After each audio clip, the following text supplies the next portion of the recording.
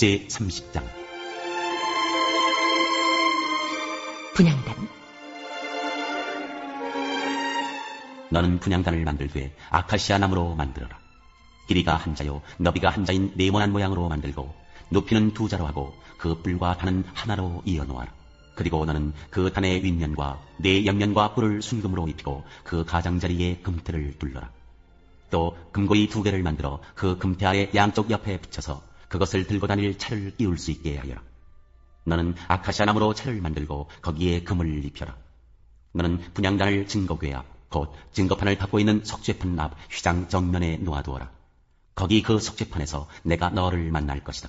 아론은 그 분향단 위에다가 향기로운 향을 피워야 하는데 매일 아침 그가 등을 손질할 때마다 향을 피워야 하고 저녁 때에 등불을 켤 때에도 향을 피워야 한다. 이것이 너희가 대대로 계속하여 주 앞에서 피워야 하는 향이다. 그 위에다가 다른 이상한 향을 피워서도 안 되고 번제물이나 곡식 제물을 올려서도 안 되고 그 위에다가 부어드리는 제물을 부어서도 안 된다. 아론은 분향단 뿔에 한 해에 한 번씩 속죄 예식을 하여야 하고 한 해에 한 번씩 속죄의 피를 발라서 분향단을 속죄하여야 한다. 너희는 대대로 이와 같이 하여라. 이것은 주에게 가장 거룩한 것이다. 회막세금. 주님께서 모세에게 말씀하셨다. 내가 이스라엘 자손의 수를 세어 인구를 조사할 때 그들은 각자 자기 목숨값으로 속전을 주에게 바쳐야 한다. 그래야만 인구를 조사할 때 그들에게 재앙이 미치지 않을 것이다. 인구 조사를 받는 사람은 누구나 성소의 세겔로 반세겔을 내야 한다. 한 세겔은 20게라이다. 이 반세겔은 주에게 올리는 예물이다. 20살이 넘은 남자, 곧 인구 조사를 받는 사람은 누구나 다 주에게 이 예물을 바쳐야 한다. 너희가 목숨값으로 속전을 주에게 올리는 예물은 반세겔이다. 부자라고 해서 이보다 더 많이 내거나 가난한 사람이라고 해서 이보다 덜 내는 일이 없도록 하여라. 너는 이스라엘 자손에게서 속전을 받아 회막 비용으로 쓸 수 있게 내주어라. 나 주는 이것을 너희 목숨값의 속전으로 여기고 너희 이스라엘 자손을 기억하여서 지켜줄 것이다. 놋 물두멍. 주님께서 모세에게 말씀하셨다. 너는 물두멍과 그 받침을 놋쇠로 만들어서 씻는 데 쓰게 하여라. 너는 그것을 회막과 제단 사이에 놓고 거기에 물을 담아라. 아론과 그의 아들들이 그 물로 그들의 손과 발을 씻을 것이다. 그들이 회막에 들어갈 때에는 물로 씻어야 죽지 않는다. 그들이 나 주에게 제물을 살라바치려고 제단으로 가까이 갈 때에도 그렇게 해야 한다. 이와 같이 그들은 그들의 손과 발을 씻어야 죽지 않는다. 이것은 그와 그의 자손이 대대로 지켜야 할 영원한 규례이다. 성별하는 향유. 주님께서 모세에게 말씀하셨다. 너는 제일 좋은 향품을 취하되 순수한 몰약을 500세겔, 향기로운 육개를 그 절반인 250세겔, 향기로운 향초 줄기를 250세겔, 계피를 500세겔, 이렇게 성소 세겔로 취하고 올리브 기름 한 흰을 취하여라. 너는 향을 제조하는 법을 따라 이 모든 것을 잘 섞어서 성별하는 기름을 만들어라. 이것이 성별하는 기름이 될 것이다. 너는 이것을 회막과 증거궤에 바르고 상과 그 모든 기구와 등잔대와 그 기구와 분향단과 번제단과 그 모든 기구와 물두멍과 그 받침에 발라서 이 모든 것을 거룩하게 하여라. 그러면 그것들이 가장 거룩한 것이 되며 거기에 닿는 모든 것이 거룩하게 될 것이다. 너는 아론과 그의 아들들에게 그 기름을 발라서 그들을 거룩하게 구별하고 나를 섬기는 제사장으로 세워라. 너는 이스라엘 자손에게 이렇게 일러주어라. 이것은 너희가 대대로 성별하는 데만 써야 하는 기름이다. 너희는 이것을 아무의 몸에나 부어서는 안 되며 또 그것을 만드는 방법으로 그와 똑같은 것을 만들어서도 안 된다. 이것은 거룩한 것이니 너희가 거룩하게 다루어야 한다. 그렇게 섞어 그와 똑같은 것을 만들거나 그것을 다른 아무에게나 발라주는 사람은 누구든지 그 백성에게서 끊어질 것이다. 감향. 주님께서 모세에게 말씀하셨다. 너는 향품들 곧 수압향과 나감향과 풍자향을 구하여 그 향품들을 순수한 유황과 섞되 저마다 같은 분량으로 하여라. 너는 향을 제조하는 법을 따라서 잘 섞은 다음에 소금을 쳐서 깨끗하고 거룩하게 하여라. 너는 그 가운데서 일부를 곱게 빻아서 내가 너와 만날 회막한 증거궤 앞에 놓아라. 이것은 너희에게 가장 거룩한 것이다. 네가 만들 위향은 주의 것이며 너에게는 거룩한 것이다. 너희가 사사로이 쓰려고 같은 방법으로 그것을 만들어서는 안 된다. 그 냄새를 즐기려고 이와 같은 것을 만드는 사람은 누구든지 그 백성에게서 끊어질 것이다.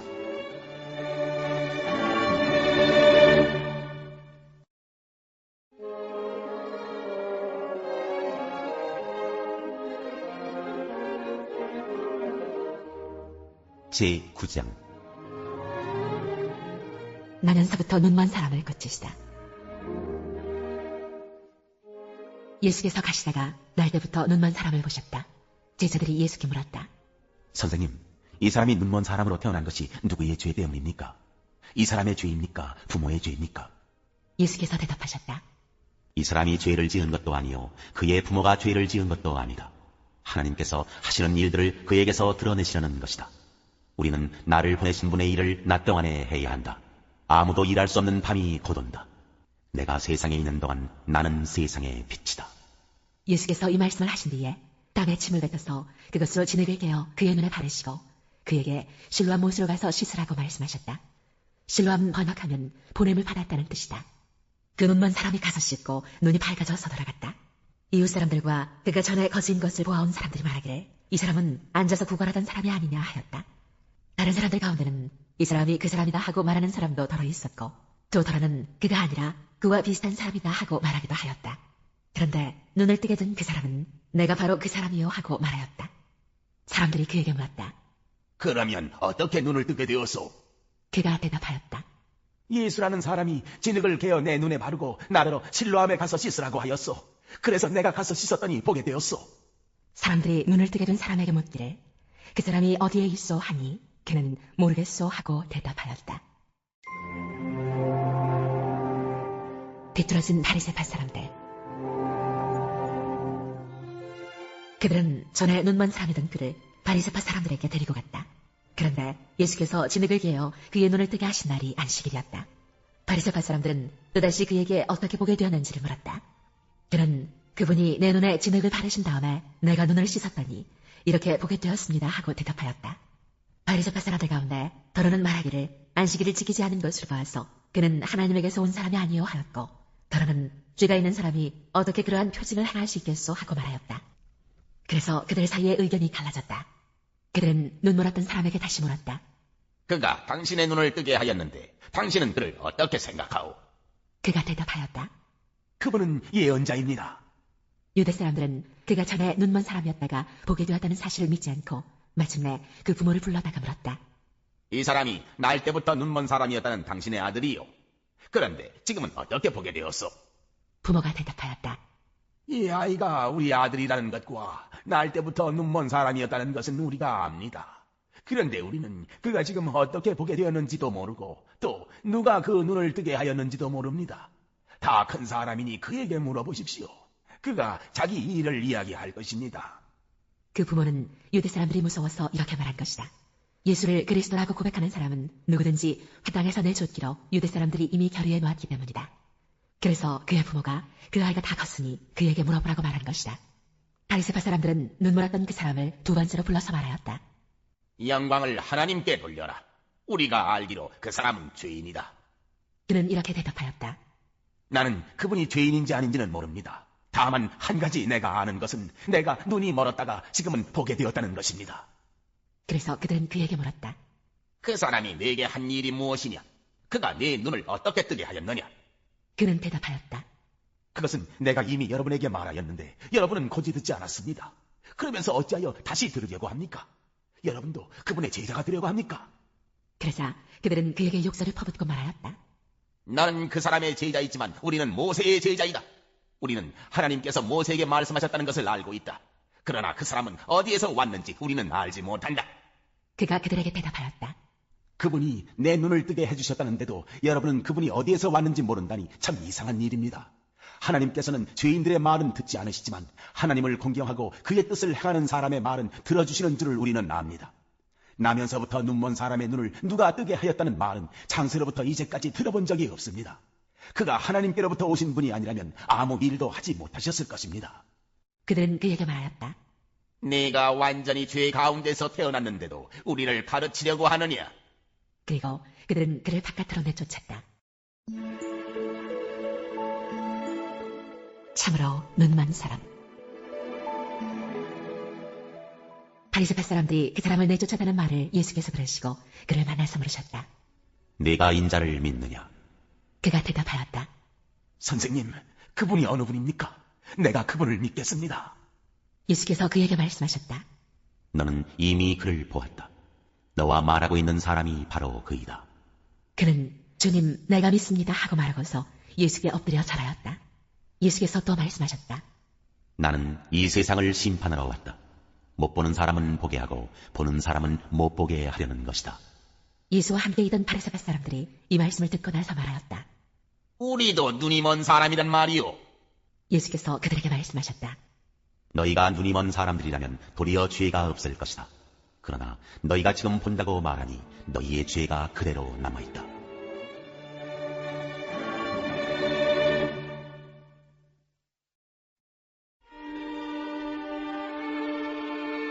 제6장. 어리석은 사람이 되지 말아라. 아이들아, 내가 이웃을 도우려고 담보를 서거나 남의 딱한 사정을 듣고 보증을 선다면 내가 한 그 말에 내가 걸려들고 내가 한 그 말에 내가 잡힌다. 아이들아, 내가 너의 이웃의 손에 잡힌 것이니 어서 그에게 가서 풀어달라고 겸손히 간청하여라. 너는 이렇게 하여 자신을 구하여라. 잠을 자지도 말고 졸지도 말고 노루가 사냥꾼의 손에서 벗어나듯 새가 새 잡는 사람의 손에서 벗어나듯 어서 벗어나서 너 자신을 구하여라. 게으른 사람아, 개미에게 가서 그들이 사는 것을 살펴보고 지혜를 얻어라. 개미는 우두머리도 없고 지휘관도 없고 통치자도 없지만 여름 동안 양식을 마련하고 추수 때에 먹이를 모아둔다. 게으른 사람아, 언제까지 누워있으려느냐? 언제 잠에서 깨어 일어나려느냐? 조금만 더 자야지. 조금만 더 눈을 붙여야지. 조금만 더 팔을 베고 누워있어야지 하면 내게 가난이 강도처럼 들이닥치고 빈곤이 방패로 무장한 용사처럼 달려들 것이다. 건달과 아기는 그릇된 말이나 하며 돌아다닌다. 그들은 눈짓과 발짓과 손짓으로 서로 신호를 하며 그 비뚤어진 마음으로 항상 악을 꾀하며 싸움만 부추긴다. 그러므로 갑자기 닥쳐오는 재앙을 만나 순식간에 망하고 회복되지 못한다. 주님께서 미워하시는 것, 주님께서 싫어하시는 것이 67가지이다. 교만한 눈과 거짓말하는 혀와 무지한 사람을 피 흘리게 하는 손과 악한 계교를 꾸미는 마음과 악한 일을 저지르려고 치닫는 발과 거짓으로 증거하는 사람과 친구 사이를 이간하는 사람이다. 부도덕에 대한 경고. 아이들아, 아버지의 명령을 지키고 어머니의 가르침을 저버리지 말아라. 그것을 항상 내 마음에 간직하며 내 목에 걸고 다녀라. 내가 길을 갈 때 그것이 너를 인도하여 주며 내가 잠잘 때 너를 지켜주고 내가 깨면 너의 말벗이 되어줄 것이다. 참으로 그 명령은 등불이요 그 가르침은 빛이며 그 훈계의 책망은 생명의 길이다. 이것이 너를 악한 여자에게서 지켜주고 음행하는 여자의 호이는 말에 내가 빠지지 않게 지켜준다. 내 마음에 그런 여자의 아름다움을 탐내지 말고 그 눈짓에 홀리지 말아라.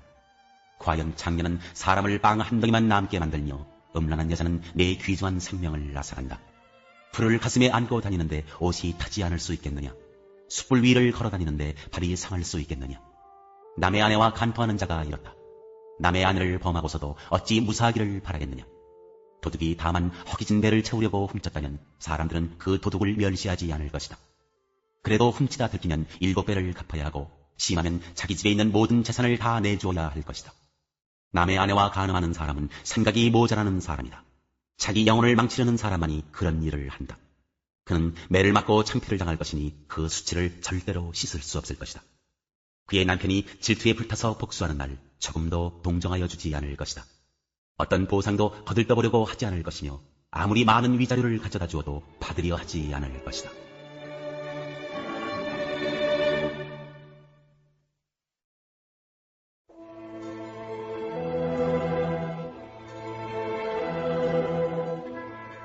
제5장. 그리스도께서 우리를 해방시켜 주셔서 자유를 누리게 하셨습니다. 그러므로 굳게 서서 다시는 종살이의 멍에를 매지 마십시오. 그리스도인의 자유. 나 바울이 여러분에게 말합니다. 여러분이 할례를 받으면 그리스도는 여러분에게 아무런 유익이 없습니다. 내가 할례를 받는 모든 사람에게 다시 증언합니다.